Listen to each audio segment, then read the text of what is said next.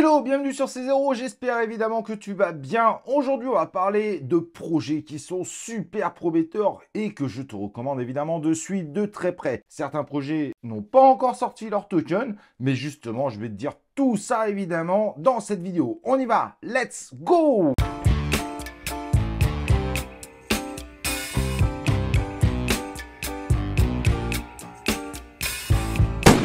Donc comme je disais, aujourd'hui c'est une vidéo pour regarder des projets super prometteurs qui vont bientôt sortir.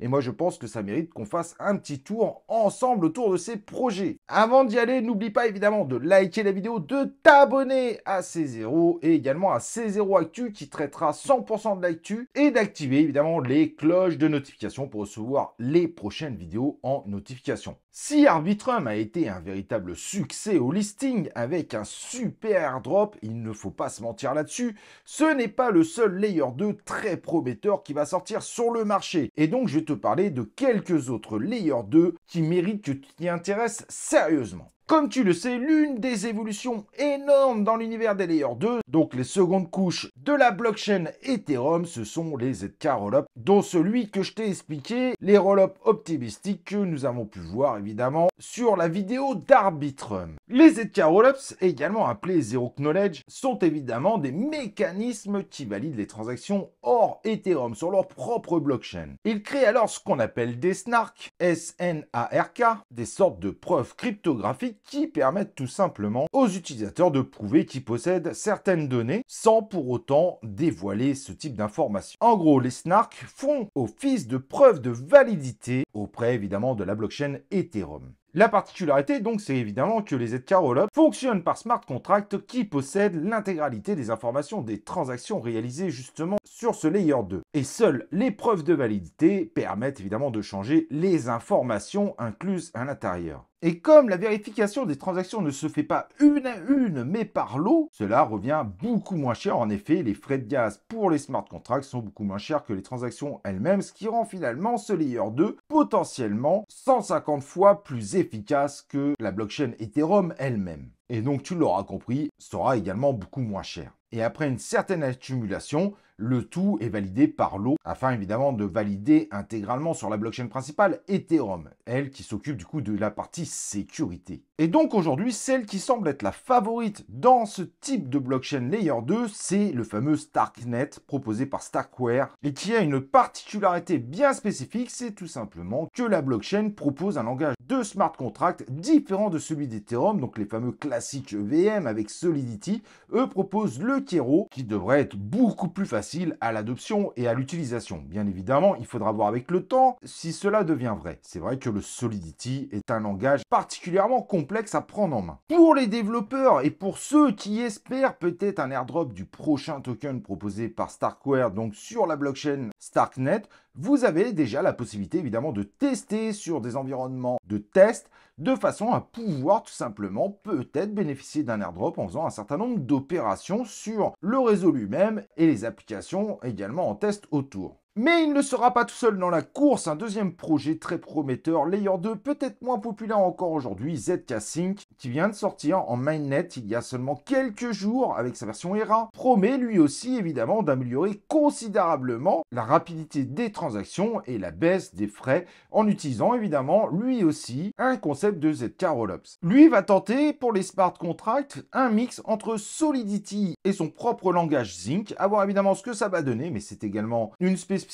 importante pour les développeurs dans le futur pour pouvoir contribuer à l'univers DeFi qui pourrait intervenir autour. Et à une particularité, il est possible de payer les frais de gaz sur plusieurs cryptos et pas seulement une seule, pas seulement la version d'Ethereum qui sera sur cette blockchain, mais sur un ensemble de crypto-monnaies, de tokens. Il faudra donc choisir celui qui vous intéresse le plus pour payer vos frais de gaz. Vous avez déjà la possibilité de configurer votre MetaMask et également de bridger pour commencer à utiliser cet écosystème qui, comme je le dis, vient de sortir en mainnet il y a seulement quelques jours. Vous avez tout de disponible évidemment sur le site de l'auteur. N'oublie pas que si tu veux investir sur ces deux projets, les prochains projets que je vais présenter, n'oublie pas évidemment de faire tes propres recherches, même si aujourd'hui, il n'y a pas encore beaucoup de possibilités en termes d'investissement. Attention aux futurs listings de ces projets, ça pourrait être des listings qui tapent très fort dès le listing et on pourrait avoir des tokens finalement qui sortent très haut et qui finissent par baisser du fait d'être sur des market cap exagérés pour un listing.